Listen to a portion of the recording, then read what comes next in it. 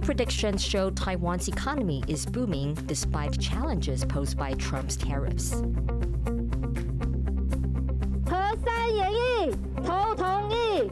守护永续家园，反对核三演绎。 Voters head to the polls next week to decide Taiwan's energy future and whether to restart the Ma'anshan nuclear power plant. A change in the law could make it harder for Chinese nationals married to Taiwanese citizens to settle in Taiwan. Plus, from tanks to drones, Taiwan unveils a new generation of self-made weapons.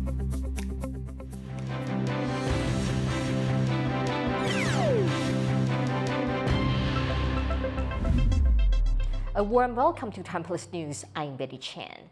Taiwan's economy is defying headwinds. Officials now predict 4.45% growth for 2025 thanks to surging demand for AI hardware, and that's despite steep U.S. tariffs on most goods.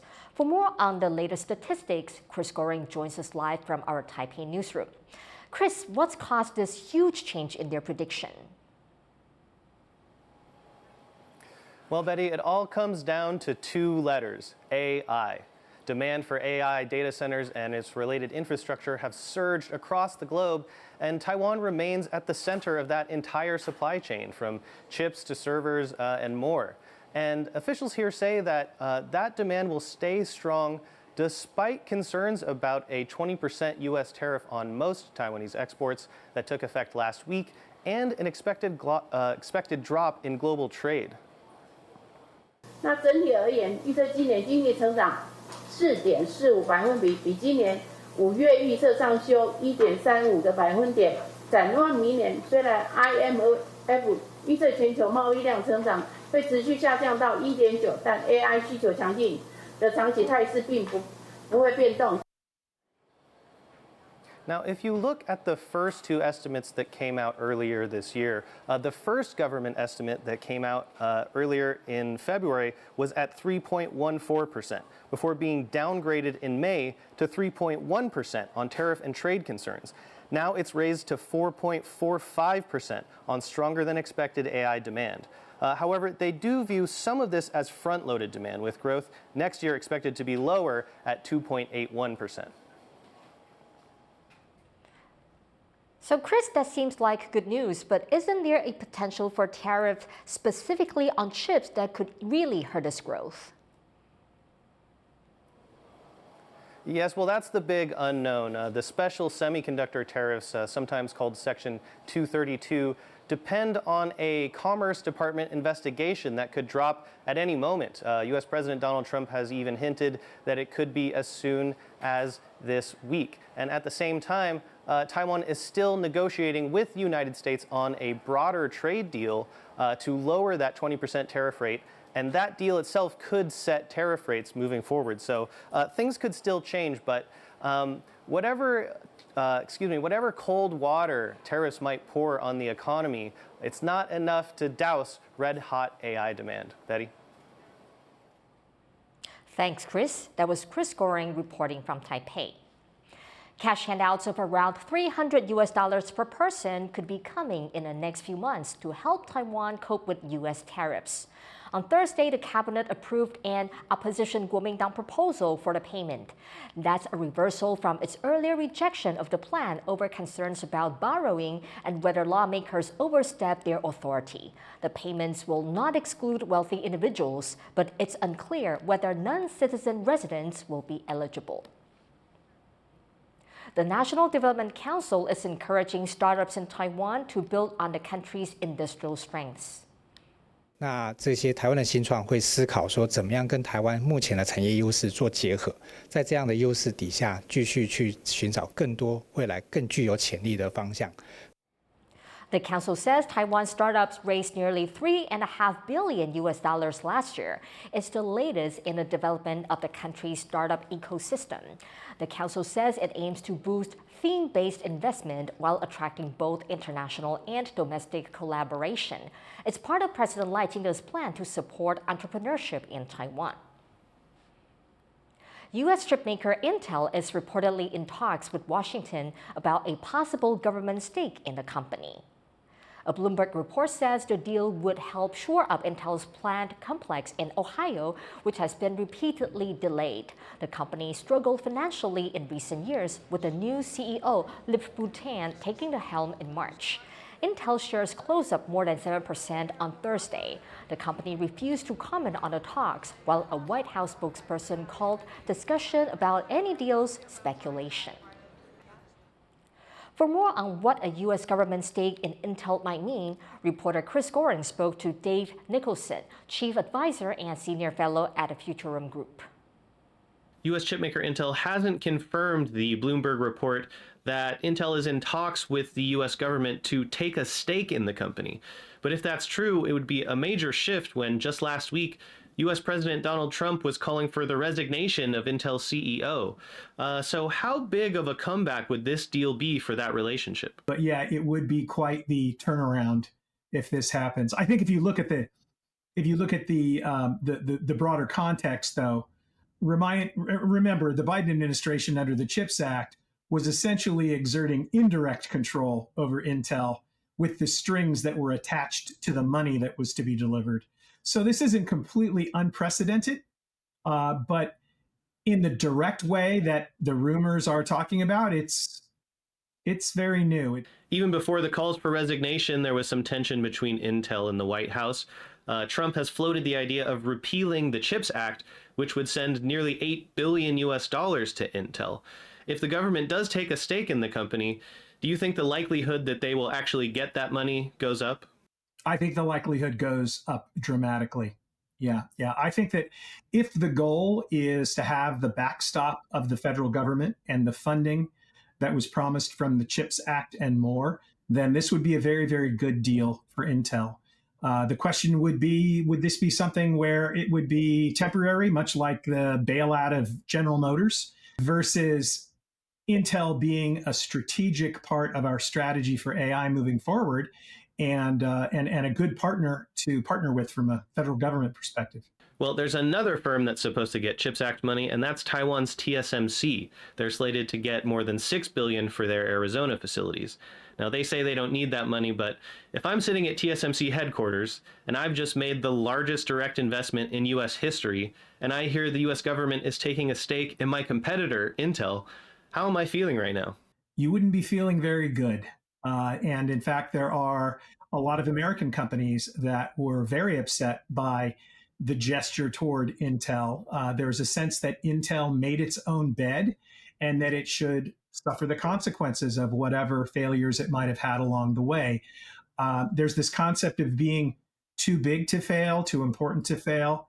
For example, there were rivals of Intel who flatly said, Taiwan Semiconductor beat Intel at certain games. That's why we choose to use TSMC instead of Intel. Why are we now subsidizing Intel? So no, there will be a lot of people who will be upset, companies that will be upset by this. All right, Dave, big picture. What's the main question in your mind about this potential Intel deal? Is the United States pivoting more in the direction of public-private partnerships like we're used to seeing in Europe and in some Asian countries that are almost a cultural anathema in the US at this point? A lot of people would be absolutely opposed to this. The big question that's at hand here is AI sufficiently different to warrant this different approach? Is this just a one-off, or does this signal a fundamental change in the way government and industry will behave in the US? That was Dave Nicholson of the Futurum Group speaking with Chris Goring. In just 1 week, voters will decide whether they support restarting the Ma'anshan nuclear power plant in southern Taiwan. Taiwan's opposition parties and environmental groups are rallying voters ahead of the day. Tiffany Huang reports.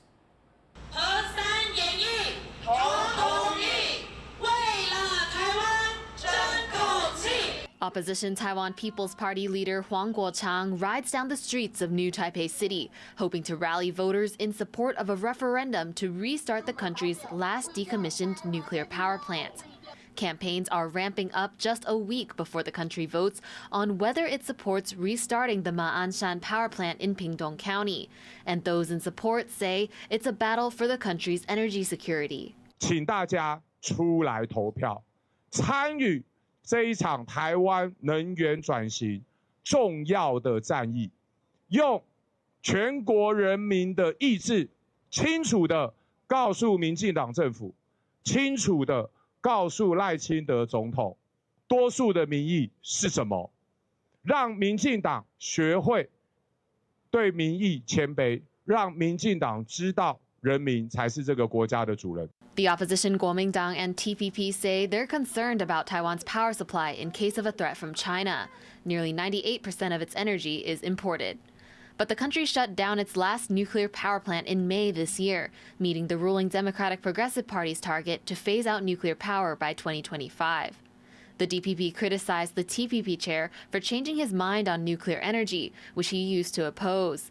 President Lai Ching-te previously said the nuclear issue is about science and safety, not politics. 823公投，我会去投票，我们一起投下不同意票。面对核电议题，安全是社会最大的共识。我们都知道，安全是科学问题，不是公投能够解决的。Some young anti-nuclear activists say that nuclear power must be phased out to make a safer future for Taiwan. 因此，我代表这些家庭跟年轻世代的朋友，想要请教黄国昌先生3个问题：核废料究竟要放在哪里？我们又要如何面对断层可能带来的地震风险？第3，我们又要如何面对核3可能带来的、可能造成的社会代价与世代正义的挑战？ Tensions between the parties and constituents may build up ahead of the referendum, which will be held alongside recall votes for 7 KMT lawmakers on August 23rd. But while the referendum result is not binding, it's a strong measure of public opinion and public confidence in each party, a decision that could impact Taiwan's divided government. Luffy Li, Alex Chen, and Tiffany Huang for TaiwanPlus. In cross-strait relations, Taipei is tightening rules for Chinese people married to Taiwanese to take up residency here, and it's adding restrictions on Taiwanese people who want to regain their legal status. Cadence Grantar reports. An upcoming change to Taiwan's cross-strait law will tighten the requirements for Chinese people married to Taiwanese citizens to settle permanently in Taiwan. Commonly known as Chinese spouses, there are over 360,000 of these individuals in Taiwan. Previously, to settle in Taiwan and to get a national ID card, passport, and to be afforded all the rights of a citizen, the law said they needed to give up their original household registration in China. Soon, they will also have to submit proof of having gotten rid of their Chinese passport when a new draft amendment by the Ministry of Interior goes into effect. Experts say the change is to clarify language in the law that allowed some to take advantage of loopholes. 所以可能在实际操作上面，过去有一些人他来申请台湾居留、居住或成为台湾的公民等等之类，因为他可能因为两岸通婚的关系，可是呢，他放弃了，他表面上放弃了中国大陆对岸的他们的居留证，实际上还保有护照，所以他还是可以非常正常往返这个两边这个来没有什么问题。 The change in rules is part of a larger plan introduced earlier this year by Taiwan President Lai Ching-te to counter Chinese influence and security threats in Taiwan. Specifically, he said, to prevent Beijing from creating confusion over Taiwanese people's national identity. The amendment has also set off some back and forth across the strait this week, with China's Taiwan Affairs Office criticizing it and warning Chinese people against damaging their Chinese passports in order to try to comply with the rule. 对于故意损毁中华人民共和国护照的有关组织和个人，我们将依法追究其法律责任。 But Taiwan's Mainland Affairs Council responded that it would not compromise on the law, while the semi-official Straits Exchange Foundation says the amendment is about taking precautions. 我们知道护照和国籍代表的是你对哪一个国家的效忠与否。那其实中华民国台湾的处境跟所有国家面临都一样。 如果一个国民必须优先效忠自己的国家，那尤其在你的对你国家产生严重威胁的另外一个国家的话，那么当然这更是要予以做一些防范。Taiwan's Interior Ministry has also proposed an amendment that would make it harder for Taiwanese people who lost their legal status because of having a Chinese ID card to regain their Taiwanese citizenship. That would include things like proving they'd made significant contributions to Taiwan and that they hadn't been involved in Chinese political propaganda. These amendments, part of steps the government says will counter intensifying Chinese infiltration in Taiwan. Hank Xu and Cadence Quaranta for TaiwanPlus. Next month's Pacific Islands Forum Summit will go ahead without Taiwan and its donor partners, including China and the U.S. The forum is sticking with an earlier decision by host country, the Solomon Islands, to only invite member states to this year's summit. This reportedly comes after pressure from China to block Taiwan from taking part. Taiwan has attended the forum as a development partner since 1993. The annual summit brings leaders together to discuss politics, security, climate, and development issues. China is accusing the Philippines of resorting to dangerous maneuvers in the South China Sea days after two of its vessels collided while chasing a Philippine patrol ship. The Chinese Defense Ministry is responding to reports of the collision, which happened on Monday near the Scarborough Shoal. It says the Philippine Coast Guard vessel's actions, quote, seriously endangered the safety of Chinese vessels and personnel. Released footage shows the Chinese Coast Guard pursuing a Philippine vessel when a Chinese Navy destroyer suddenly came between them and a Chinese Coast Guard ship slammed into the destroyer. Coming up after the break. Since World War II, some Taiwanese have been traveling to this shrine in Tokyo to honor their ancestors. We're here to find out why.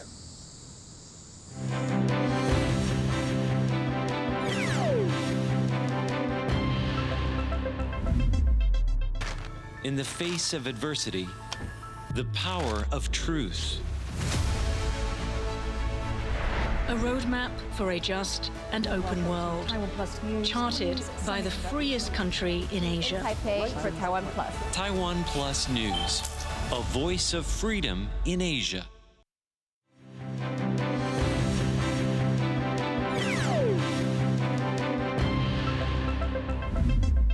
Welcome back. You're watching TaiwanPlus News. Taiwan just unveiled the latest addition to its self-made weapon systems. It comes ahead of the formal special budget for weapons procurement. Alan Liu has more. Higher mobility, stronger firepower. Taiwan has upgraded its domestically made tank in response to a growing need for self-defense capabilities. This wheel tank is armed with a 10.5-centimeter rifle gun with an effective range of over 2,000 meters, and it has the ability to penetrate 50 centimeters of armor. With an electric control system built into its turrets, the tank's accuracy has significantly improved. 我们需要的是机动部署，所以在轮型战车它是采用轮型载具，那在最高时速的部分，我们可以开到100公里。 所以其实我们透过的公路网，我们可以很快的去增援到其他的地区。In addition to the upgraded tank, Taiwan's Defense Ministry is also unveiling other homegrown weapons and equipment, including a new drone system, reconnaissance vehicles, vehicle-mounted missile systems, camouflage uniforms, and an automated gun barrel production line. Analysts say Taiwan is showing its commitment to producing weapons on its own. 事实上，依照瑞典的斯德哥尔摩和平研究所，它在前年公布了一个印太区域国家的武器的自主能力，台湾得分还挺高的，特别是飞弹系统，自制率在92%，那航空系统又60%，这种船舰系统又60%。 Taiwan's Defense Ministry on Friday reported several Chinese military aircraft and vessels operating near the country, serving as constant pressure from China. Analysts say Taiwan must win legislative majority support to speed up its indigenous weapons production, all in efforts to boost its self-defense capabilities. 希望可以有效的跟社会沟通、跟国会沟通，取得支持。那这样稳定的政策，这些研发人员才有办法在一个稳定的平台上面去发展他们的技术，那让它变得更成熟。 Taiwan has rapidly expanded its weapons backlog in recent years. Besides domestically produced weapons, Taiwan reportedly aims to propose a special procurement budget of over $20 billion. These efforts are all aimed at better protecting the country, as President Lai Ching-te seeks to raise the defense budget to 3% of GDP next year. Ethan Chen and Ellen Liu for TaiwanPlus. Taiwan President Lai Ching-te is commemorating 80 years since the end of World War II by calling for unity in the face of aggression. In a Facebook post, Lai said the most valuable lesson of the war is that unity leads to victory and aggression to defeat. He wrote that no regime has the right to invade and deprive the people of another country of their freedom, and that countries that cherish freedom and peace must unite. August 15th marked the date Japan's wartime emperor made a radio broadcast announcing his nation's surrender to the Allied powers, ending years of catastrophic war. Taiwan was a Japanese colony at that time. 200,000 Taiwanese fought for Japan in World War II. When the empire surrendered, many found themselves under the rule of their former enemies. 80 years later, one Taiwanese veteran in Japan is working to make sure their stories are never forgotten.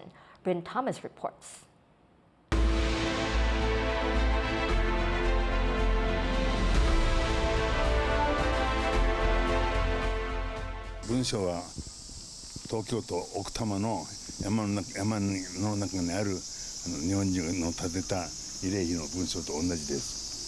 Go Masao, born Ucheng-nan, was 17 years old when he joined the Imperial Japanese military.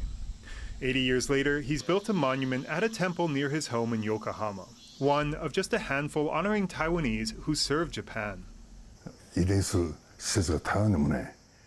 There are only a few facilities to honor the war dead. One deep in the mountains of Japan, one in Okinawa, and now this one in Yokohama. I want people to understand that 30,000 people lost their lives. At the time, he was the only Taiwanese in his training unit and deployed to Korea in the closing months of the war, far from his birthplace in what's now Taiwan's rural Yunlin County, then under Japanese colonial rule. Air raids would happen over Shinjuku, and we'd have to hide our planes and gliders in the woods. Even if we wanted to train, we couldn't. There were air raids on Tokyo until May. From the airfield, we could see fires burning nearby. But in the end, the bombs didn't hit us, so I didn't feel scared at all. While Go's memories of the war remain vivid 80 years later, the stories of the 200,000 Taiwanese he served alongside have largely been ignored by the Republic of China, the official name of Taiwan. When the ROC government took over Taiwan in 1945, they were dealing with former enemy subjects. Taiwanese were Japanese colonial subject up to the end of the war. An estimated 30,000 Taiwanese soldiers died serving Japan during the war. Today, while ROC soldiers are honored at Taipei's National Revolutionary Martyrs Shrine, there is no official memorial for those who fought for Japan, meaning many families are left honoring their ancestors abroad. I'm standing on the approach to one of Japan's most important religious sites. Yasukuni Shrine honors those who died serving Japan from the late Edo period until the end of World War II. Established in 1869, it enshrines the spirits of about 2.5 million people, including Taiwanese people who served under Japanese rule during that period. Some 27,000 Taiwanese are memorialized at Yasukuni as kami or Shinto deities. While some Taiwanese families are willing to travel to the shrine to honor their ancestors, Go Masao wants something closer to home. It would be good if we had shrines nearer to us. Yasukuni is, of course, fine. And Japanese people might ask, what about Yasukuni Shrine? Isn't that enough? But shouldn't every prefecture have its own shrine? Even if Yasukuni serves as the main shrine or honden, local branches are still necessary.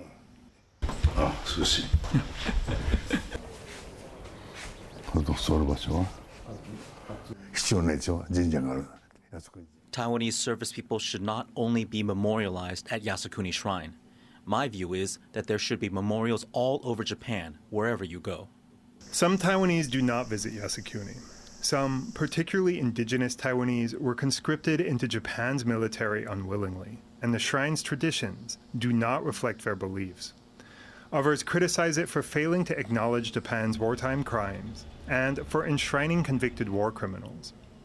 Yasukuni says it seeks to honor all those who served equally under Japan's flag. But for Go, it's all about commemoration.